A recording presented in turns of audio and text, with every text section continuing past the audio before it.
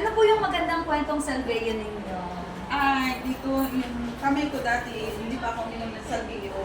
Labing na manhid, sumasakit. Tapos ito, yun, hindi na ito mag-lock siya. Tapos gawin ko, ganyan ko talaga ka. Nagnanam po. Nagnanam siya. Pero ngayon, pag inom ko ng salvio, pero matagal din. Iinom ako. Ngayon wala na. Ito wala na. Thank you for sharing. Bali, yung kamay niyo po, nag-numb siya. Oh, Ilang nag-numb siya. years niyo pong nararamdaman ito na bago kayo mag-take ng salveyo?